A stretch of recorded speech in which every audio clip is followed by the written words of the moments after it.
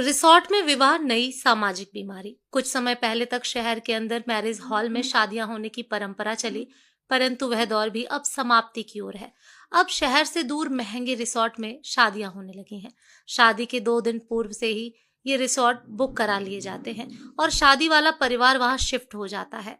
आगंतुक और मेहमान सीधे वहीं आते हैं और वहीं से विदा हो जाते हैं।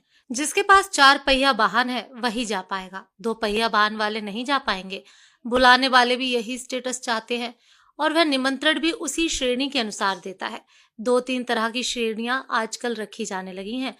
किसको सिर्फ लेडीज संगीत में बुलाना है, किसको सिर्फ रिसेप्शन में बुलाना है, किसको कॉकटेल पार्टी में बुलाना है और किस वीआईपी परिवार को इन सभी कार्यक्रमों में बुलाना है।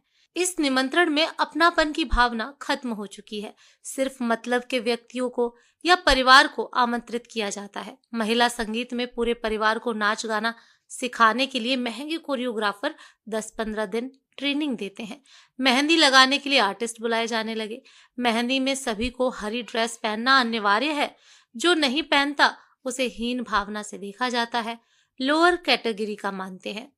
फिर हल्दी की रस्म आती है। इसमें भी सभी को पीला कुर्ता पजामा पहनना अति आवश्यक है। इसमें भी वही समस्या है, जो नहीं पहनता उसकी इज्जत कम होती है। इसके बाद बर निकासी होती है। इसमें अक्सर देखा जाता है जो पंडित को दक्षिणा देने में 1 घंटे का डिस्कशन करते हैं, वह बारात प्रोसेशन में 5 से 10 हजार नाच गाने पर उड़ा देते हैं। इसके बाद रिसेप्शन स्टार्ट होता है। स्टेज पर वरमाला होती है। पहले लड़की और लड़के वाले मिलकर हंसी मजाक करके वरमाला कराते हैं। आजकल स्टेज पर धुएं की धुनी छोड़ देते हैं। दूल्हा दुल्हन को अकेले छोड़ दिया जाता है, बाकी सबको दूर भगा दिया जाता है और फिल्मी स्टाइल में स्लो मोशन में वह एक दूसरे को वरमाला पहनाते हैं। साथ ही नकली आतिशबाजी भी होती है। स्टेज के पास एक स्क्रीन लगा रहता है, उसमें प्री वेडिंग शूट का वीडियो चलती रहती है।